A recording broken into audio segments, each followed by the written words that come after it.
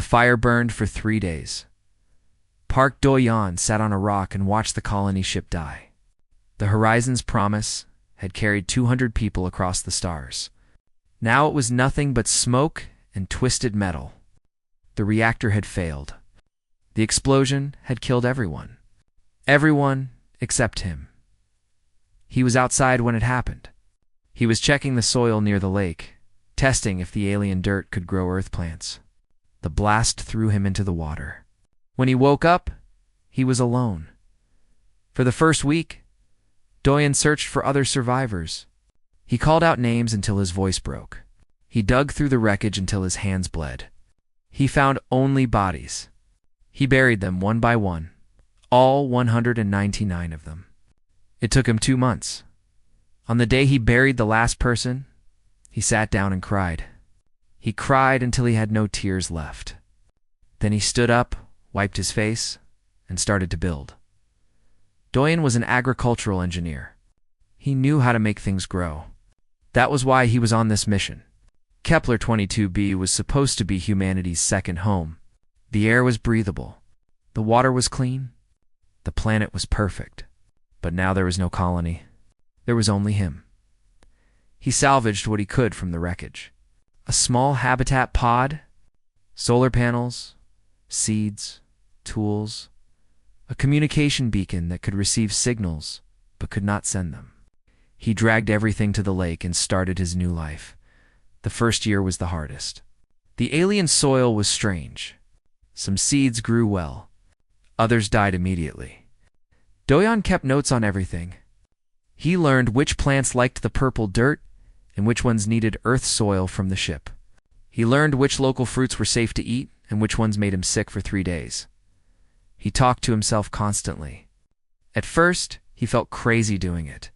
But the silence was worse. The silence made him feel like he was already dead. So he talked. He narrated his actions like he was teaching a class.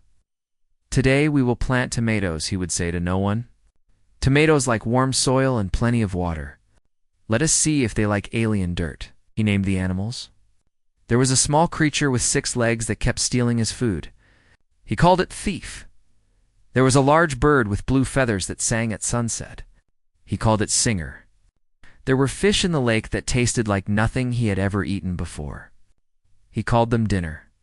The seasons on Kepler 22b were long. 1 year here was almost 3 Earth years.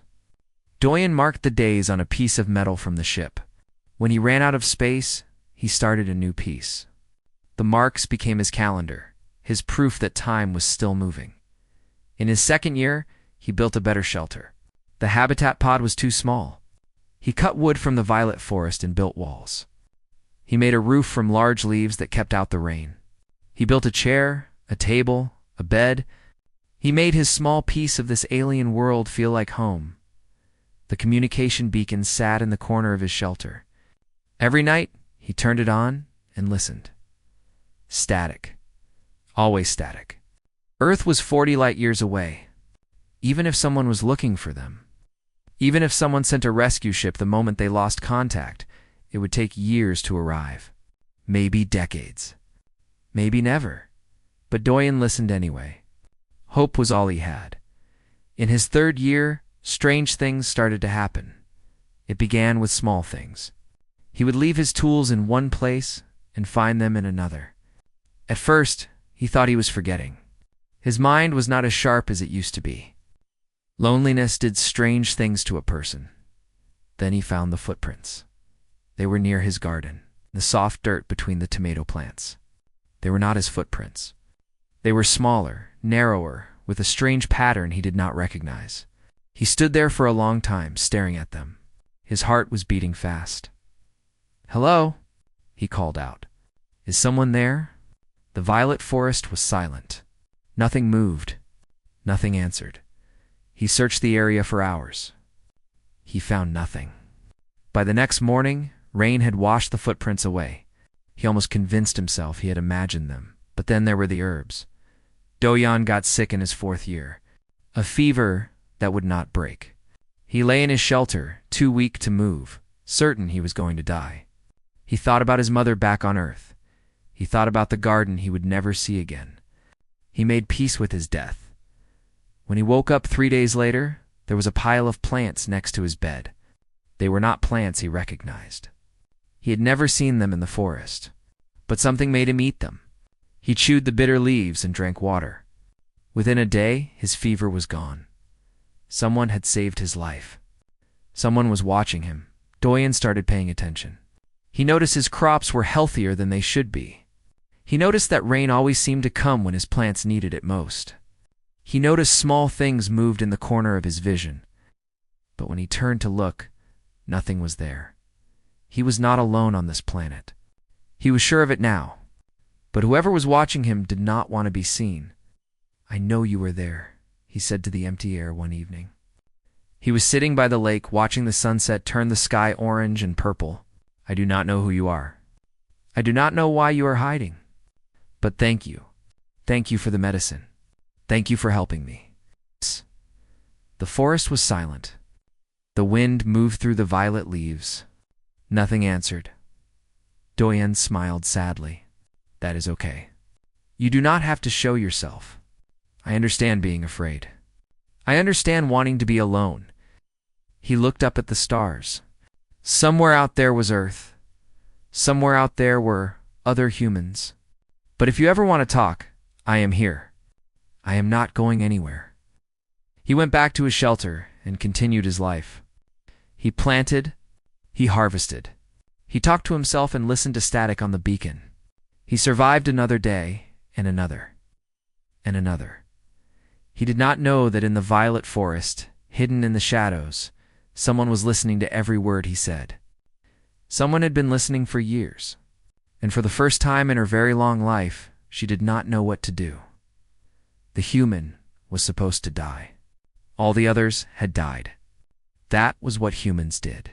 They burned bright and then they burned out.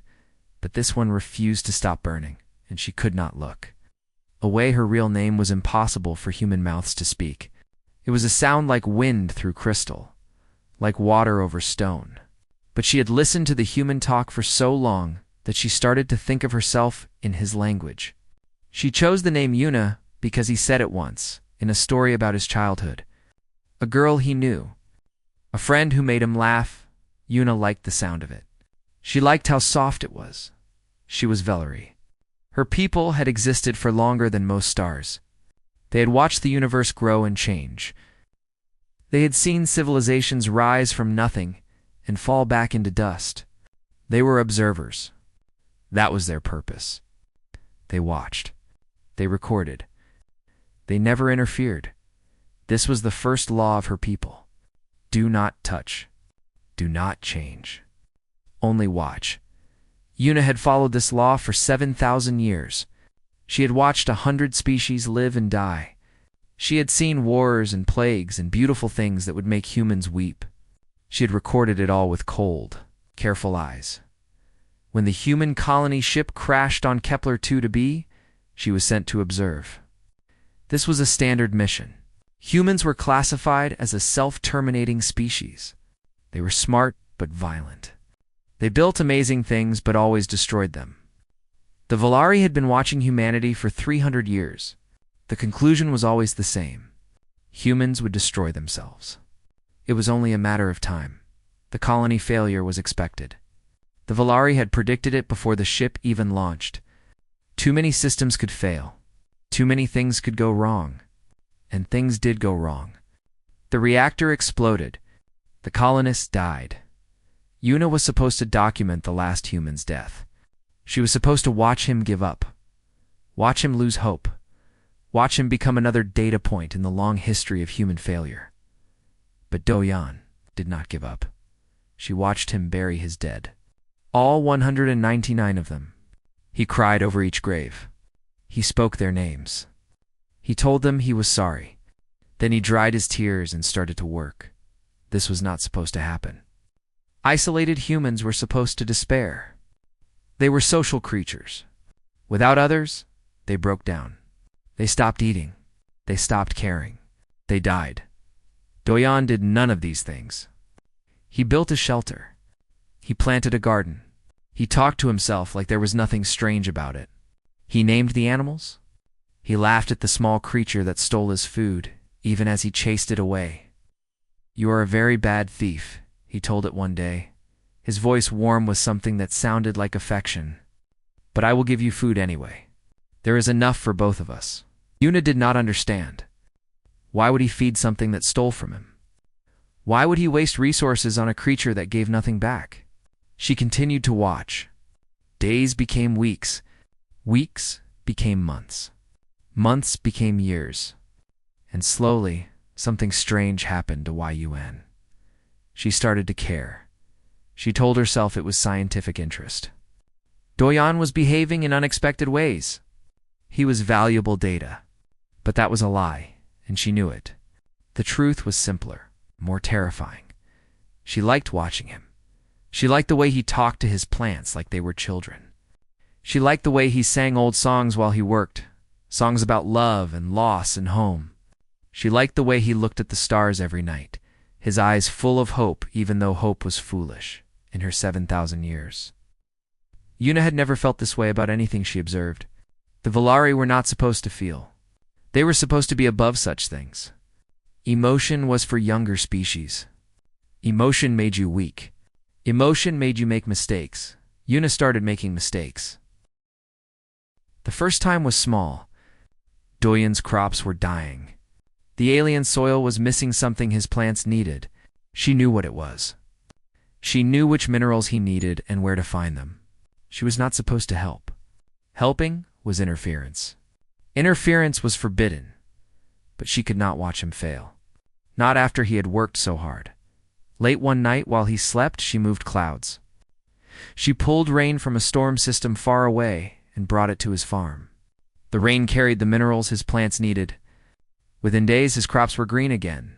Doyan noticed. He looked up at the sky with confusion in his eyes. "The weather on this planet makes no sense," he said. "But I am not complaining." Yuna felt something she had never felt before. It was warm and uncomfortable and wonderful. Later, she would learn the human word for it. Pride the second time was bigger. He was sick. His fever was dangerous. She had seen humans die from less. He lay in his shelter, shaking and sweating. And Yuna knew he would not survive without help. She gathered medicine from the forest. Plants that her people had studied long ago. Plants that could cure human illness. She waited until he was unconscious. Then she crept into his shelter and left them by his bed. Her hands shook the entire time. She had never been this close to him before. She could see the lines on his face, the gray in his hair. He looked older than when she first started watching. Humans aged so quickly. They lived such short lives, and yet they fought so hard to keep living. Dojan survived. When he found the medicine, he ate it without question. Some deep instinct told him it would help. Or maybe he was just desperate enough to try anything. Yuna watched him recover. She watched him stand up on shaking legs and walk to his garden. She watched him touch his plants, like they were old friends. "Someone saved me," he said to the empty air. "Someone is out there watching." He was quiet for a long moment. "Thank you. Whoever you are, thank you." Something broke inside Yuna, something she had kept locked away for thousands of years. She wanted to answer him. She wanted to step out of the shadows and tell him he was not alone. She wanted to hear his voice speaking to her, not just to the air, but she was afraid. The Volari did not feel fear, but she felt it now. She was afraid of breaking the law. She was afraid of what her people would do if they found out. And she was afraid of something else, something harder to name. She was afraid that if she revealed herself, everything would change. And she was not sure she was ready for that, so she stayed hidden. She watched him from the violet forest, day after day, year after year. She watched him grow older. She watched him keep fighting. She watched him refuse to die. And with every day that passed, she fell deeper into something she did not understand. The Volari had watched humanity for 300 years. They had concluded that humans were a failed species destined to destroy themselves. But Yuna was starting to think her people were wrong. This human was alone on an alien planet with no hope of rescue. By all logic, he should have given up years ago. But he did not. He planted gardens and sang songs and talked to animals and looked at the stars with hope in his eyes.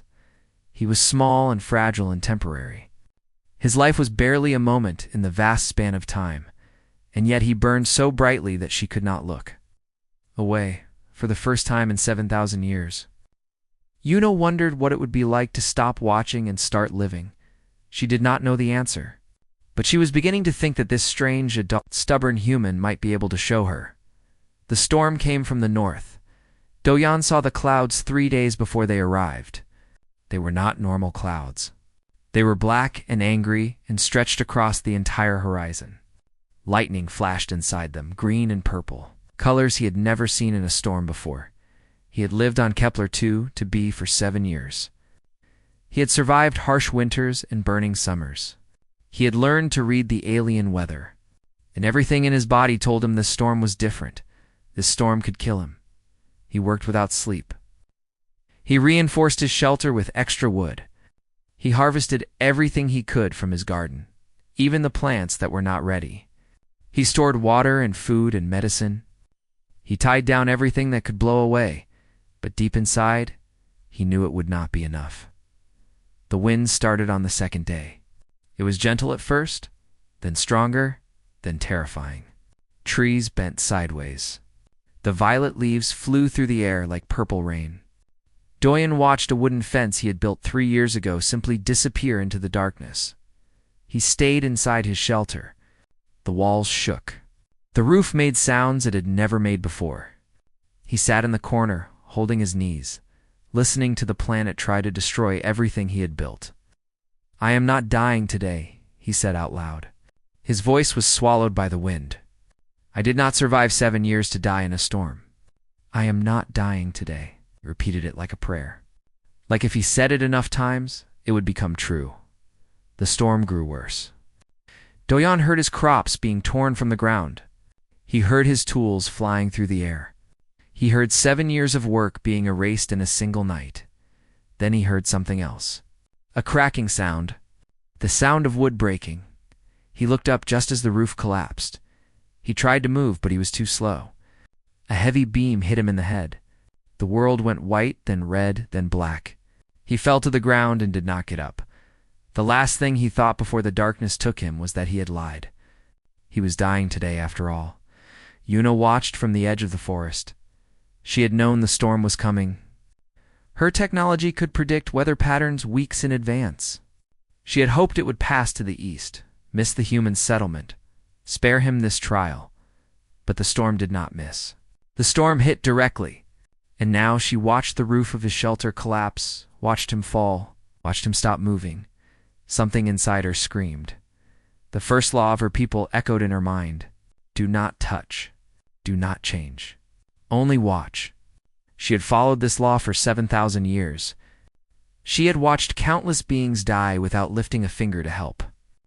That was what the Volari did. That was who they were. But she could not watch this. She could not watch him die. Una made her choice in less than a second. It was the easiest choice she had ever made, and the hardest. She knew what it would cost her. She knew she could never go back, and she did not care. She ran into the storm. The wind hit her like a wall. Rain cut her skin. Debris flew past her head. She did not stop. She pushed through the ruined door of his shelter and found him lying on the ground. Blood pooling under his head. She picked him up. He was heavier than she expected. Humans were denser than they looked. But Una was stronger than any human. She carried him like he weighed nothing. She ran back into the storm. She ran through the violet forest, following paths she had walked 1,000 times while watching him. She ran until she reached the cave. It was hidden behind a waterfall, invisible to anyone who did not know it was there. Inside, she had built a small camp over the years, a place to rest, a place to watch from. Now, it would be a place to save him. She laid him on a soft surface and examined his wounds. His head was badly injured. He had broken ribs, internal bleeding. A human doctor might have given up. Una was not a human doctor. She used technology, her people, had developed over millions of years. Nanobots that could repair damaged tissue. scanners that could see inside his body, medicine that could heal wounds in hours that would normally take months. She worked through the night. The storm raged outside. She did not notice. Her entire world had narrowed to this one human, this one fragile life that she refused to let end. By morning, the storm had passed. Do-Yan was stable. His wounds were healing. He would live. Yuna sat back and realized what she had done. She had broken every law of her people. She had interfered. She had changed the outcome. She had touched when she was supposed to only watch. When the Valari found out, and they would find out, there would be consequences. Exile or worse. She did not regret it. Not for a single moment. She looked at his face. He was peaceful in sleep. The lines of stress and worry that usually marked his features were gone. He looked younger, softer, almost happy. She realized she had never seen him this close before. She had always watched from a distance. Now she could see every detail. The small scar on his chin, the way his eyelashes curved, the gentle rise and fall of his chest as he breathed. He was beautiful. She had never thought that about anything she'd observed before. Beauty was a meaningless concept to the Valari. But looking at him now, she understood why humans valued it so much. He stirred. His eyes moved under closed lids. He was waking up. Yuna should have hidden. She should have retreated into the shadows and watched him wake alone, confused but alive. That was what the observer in her wanted to do. But she was tired of being an observer. She walked to the entrance of the cave. The waterfall made a curtain of light behind her. She stood there and waited. Du-Hayan opened his eyes. For a moment, he was confused. He did not know where he was. He remembered the storm. He remembered the roof falling. He remembered darkness. Then he saw her. She was standing at the cave entrance. The light from outside made her silhouette glow. She was humanoid, but clearly not human. Her skin was pale blue. Her eyes were too large, too bright. Her movements were too smooth, too perfect. She was alien. She was beautiful. She was real. Do-Yan should have been afraid. This was a creature from another world, unknown and potentially dangerous. Everything in his survival training told him to be careful, but he was not afraid. He was relieved. "It was you," he said. His voice was rough from sleep. "The footprints. The medicine. The rain that always came when I needed it." He sat up slowly, wincing at pain that was already fading. "You have been here the whole time, watching me," Yuna nodded. She did not trust herself to speak. "Why?" he asked. "Why did you hide? Why did you help me? Why did you save me?" She opened her mouth to answer. She had planned what to say. She had prepared explanations and excuses and careful words, but what came out was simpler, more honest, more terrifying.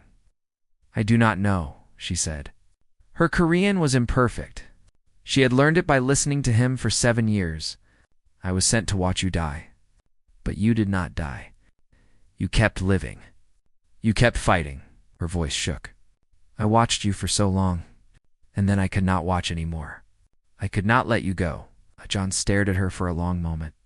Then, slowly, he smiled. It was the first real smile Yuna had ever seen directed at her. "I knew I was not alone," he said. "I knew someone was out there." He laughed, a sound of pure relief and joy. "Thank you. Thank you for saving me. Thank you for being real." Yuna felt something warm spread through her chest. She did not know what to call it, but she knew, in that moment, that everything had changed. She had stopped being an observer. She had become something else entirely.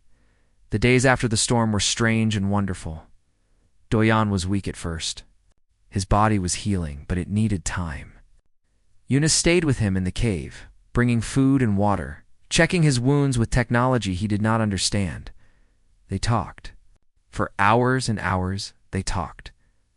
She told him about the Valari. She explained that her people had existed for millions of years. They had spread across the galaxy, watching and recording, building a library of every civilization that ever lived. They did not conquer. They did not trade. They did not make friends. They simply observed. Why? Doyan asked. He was sitting up now, strong enough to eat solid food. Why just watch? Why not help? Yuna was quiet for a moment. Because we learned that helping does not work. Long ago, my people tried to guide younger species. We gave them technology. We gave them knowledge. We tried to make them better. What happened? They used our gifts to destroy themselves faster. Her voice was sad. Every time we helped, we made things worse. So we stopped helping. We made a law. Do not touch. Do not change. Only watch. Doyan thought about this. That sounds lonely, it is. Yuna looked at him with her strange, beautiful eyes. I have watched 100 civilizations live and die. I have seen amazing things and terrible things. But I have never been part of any of it. I have always been outside looking in. Until now. Until now. Ow! They were quiet for a while. The waterfall made soft sounds outside the cave. Somewhere in the distance, birds were singing. Tell me about humans, Yuna said finally. Tell me why you are different. I am not different. I am just stubborn. No. She shook her head. My people have watched humanity for 300 years. They have classified you as a self-terminating species. They believe you will destroy yourselves. They believe it is only a matter of time. Maybe they are right, but you do not believe that. Joyan was quiet. He looked at his hands, scarred from 7 years of hard work. I believe humans are complicated. We do terrible things. We hurt each other. We destroy what we build. But we also do amazing things. We love. We create. We hope even when hope is foolish. He looked at her. I should have died 7 years ago. I should have given up after the crash. I should have stopped trying after the first year, the second year, the 5th year. But I did not. Do you know why? Yuna shook her head. Because I am human, and humans do not know how to give up. It is not in our nature. We fight until we cannot fight anymore, and then we fight some more. It is stupid. It is irrational, but it is who we are. Yuna studied him for a long moment. My people have watched 10,000 species across the galaxy. I've never heard anyone describe themselves that way. How do other species describe themselves? They talk about their achievements. Their technology, their power, their intelligence. She tilted her head. You talk about your stubbornness, your refusal to die. Doyan smiled. Maybe that is our achievement. Maybe that is our power. We are not the smartest species in the universe. We are not the strongest. But we might be the most stubborn. And sometimes, that is enough. The weeks passed. Doyan grew stronger. Together, they went back to his settlement. The storm had destroyed almost everything. His shelter was flattened. His garden was gone. 7 years of work wiped away in one night. Doyan stood in the ruins and was quiet for a long time. Yuna waited, unsure what to say. Then he bent down and picked up a seed from the muddy ground. He looked at it, turned it over in his fingers, and smiled. He said, Time to start again. Yuna did not understand. You are not upset? You are not angry? Of course I am. But being upset does not rebuild a shelter. Being angry does not plant crops. He put the seed in his pocket. This is what humans do. We build. We lose. We build again. It is not complicated. They're rebuilt together. Yuna shared Valari knowledge. She showed him better ways to purify water. She taught him which plants could survive the harsh weather. She helped him design a shelter that would not collapse in the next storm. Doyan shared human knowledge too. He showed her how to cook food over a fire. He taught her card games he remembered from Earth. He told her stories about his family, his friends, his home. They laughed together. They worked together. They ate meals together as the sun set over the violet forest. Yuna had never experienced anything like it. For 7,000 years she had been alone. Even among her own people, she had been alone. The Valari did not form connections. They did not share meals, or tell stories, or laugh at silly jokes. But here, on this small planet, with this strange human, she felt something she had never felt before. She felt like she belonged. One night, they were sitting by the lake. The stars were bright overhead. Do-Yan's new shelter stood behind them, half-finished, but already stronger than the old one. "Yuna," he said suddenly, "why did you really save me?" She had been expecting this question. She had been dreading it too. "Told you. I could not watch you die." "But why? You watched others die. You said so yourself. 100 civilizations. Why am I different?" She did not answer for a long time. When she spoke, her voice was barely a whisper. "Because you talked to me." Do-Yan frowned. "I did not know you were there." "I know, but you talked anyway. Every night, you said good night to the stars. Every morning, you said good morning to your plants. You talked to the animals. You talked to yourself." She looked at him. "And sometimes you talked to me. To whoever was watching. You said thank you. You said you were not alone." Her eyes were bright with something that might have been tears. "No one has ever talked to me before.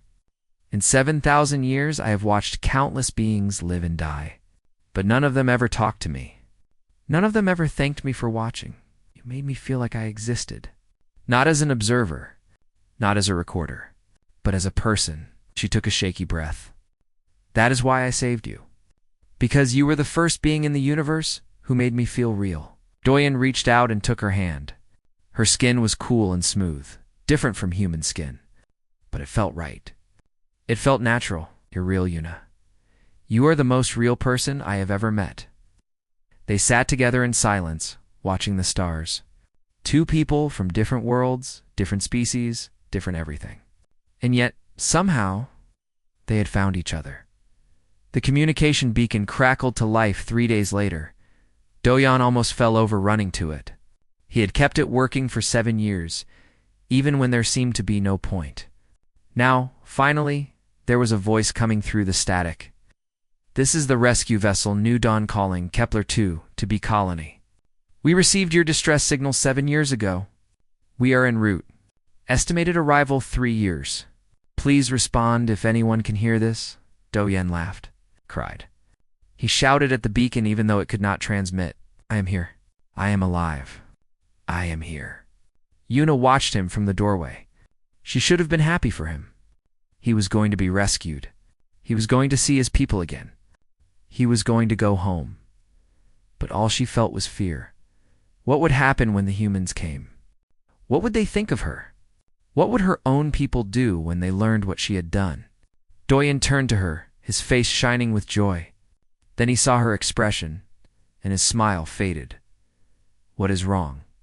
"When your people come," she could not finish the sentence. He walked to her and took her hands. "When my people come, I will introduce them to you. I will tell them you saved my life. I will tell them you are my friend. They might be afraid of me, maybe at first, but humans are good at making friends. We are almost as stubborn about that as we are about surviving. In your Valari, what will they do when they find out?" Yuna looked at the sky. Somewhere up there, her people were watching. They had probably already seen everything. They were probably already coming. "I do not know," she said honestly. "I have broken every law of my people. There will be consequences." Do-Yan squeezed her hands. "Then we will face them together. Whatever happens, you will not be alone." "Not anymore." Yuna looked at this human, this small, fragile, stubborn creature who had changed everything. 3 years ago, she would have laughed at the idea that a human could protect her from anything. But now, standing here with him, she believed it. She believed him, and for the first time in 7,000 years, she was not afraid. The new dawn descended from the sky like a falling star. Do-Yan stood at the edge of his settlement and watched. It had been 10 years since the crash of the Horizon's promise. 10 years since he became the last human on Kepler-2 to be. 10 years of fighting, building, surviving, and now, finally rescue had come. The ship landed in the clearing near the lake. It was beautiful, sleek and silver, completely different from the bulky colony ship that had brought him here. Humanity had advanced in the years he was gone. A door opened. Figures in clean uniforms walked out. They stopped when they saw him. He probably looked strange to them. His clothes were made from animal skins and plant fibers. His hair was long and gray. His face was weathered from years of alien sun. A woman stepped forward. She was tall, with short dark hair and a captain's insignia on her shoulder. "I am Captain Han Nari of the rescue vessel, New Dawn," she said. Her voice was shaking slightly. Are you Park Do-yeon?" He smiled. It felt strange on his face. He had not smiled at another human in a decade. "I am." Captain Nari's professional composure cracked. Tears formed in her eyes. "We thought you were dead. We thought everyone was dead. When we stopped receiving signals, the transmitter broke, and the crash," Do-yeon explained. "I could only receive, not send." 10 years. She shook her head in disbelief. "You survived alone on an alien planet for 10 years. Not alone." Do-yeon turned and looked at the violet forest. Eunice stepped out from between the trees. The crew of the New Dawn gasped. Some reached for weapons. "Wait," Do-yeon said quickly. "She is a friend. She saved my life." Many times, Captain Nari stared at Yuna. An alien. An actual alien. She looked back at Do-yeon. This is the most significant discovery in human history. Her name is Yuna. She is Valari. And yes, she is alien. But she is also the reason I am still alive." Yuna walked forward slowly. She had never been this close to so many humans before. It was terrifying and exciting and overwhelming. "Hello," she said carefully. "I am pleased to meet you." The crew of the New Dawn did not know how to react. First contact with an alien species was something humanity had dreamed about for centuries. And here it was, happening on a remote planet. With a lone survivor and a blue-skinned woman who spoke Korean. Before anyone could respond, the sky changed. It was subtle at first. A slight shimmer in the air, like heat rising from hot ground. Then a shape appeared, massive and impossible. Blocking out the sun, the Valari had arrived. Their ship was nothing like the human vessel. It was not metal or plastic. It looked almost organic, like a living thing floating in the sky. It was so large it made the New Dawn look like a toy. Yuna's face went pale. They came faster than I expected. A beam of light shot down from the Valari ship. When it faded, 5 figures stood in the clearing. They looked like Yuna, tall and elegant, with blue skin and large eyes. But their expressions were cold, hard. They wore robes that seemed to be made of starlight. Itself, the one in the center stepped forward. He was the oldest looking of the group, though with the Valari appearance meant nothing. "Observer Yuna," he said. His voice was like ice. "You stand accused of breaking the first law. You have interfered with a self-terminating species. You have revealed yourself to beings who were never meant to know of our existence." The other Valari spread out, forming a semicircle. The humans watched, frozen, clearly outmatched. "You will return with us," the elder continued. "The contamination will be corrected. These humans will forget." "No." Everyone turned to look at Do-yeon. He had stepped forward, placing himself between the Valari and Yuna. "No," he said again. "She is not going anywhere." The elder stared at him like he was an insect. "You do not understand, human. Your opinion is irrelevant. We have watched your species for 300 years. We know what you are. You are violent. You are destructive. You are a species that will terminate itself within a few more centuries." "Maybe," Do-yeon said. "Or maybe you do not understand us at all. We have observed 10,000 civilizations. We understand all species. You watch them? That is not the same as understanding." Do-yeon took another step forward. His voice was calm but strong. "You watched me for 7 years? You watched me bury my friends. You watched me build and fail and build again. But you did not understand why." The elder's expression flickered. "You survived because of favorable circumstances. I survived because I refused to die." Do-yeon's voice grew louder. "I survived because humans do not know how to give up. We are not the smartest species. We are not the strongest. We are not the wisest. But we are stubborn.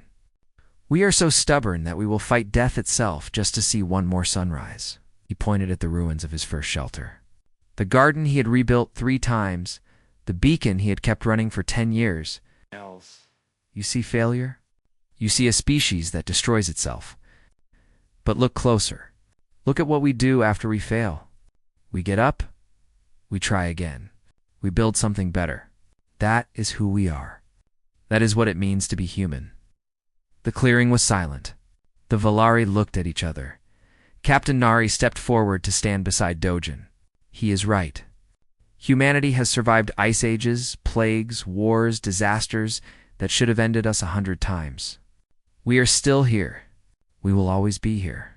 Because we refuse to accept that we cannot be. One by one, the other humans moved forward. They stood together, a small group facing ancient beings who had watched the universe grow old. The elder was silent for a long moment. When he spoke again, his voice was different, less certain.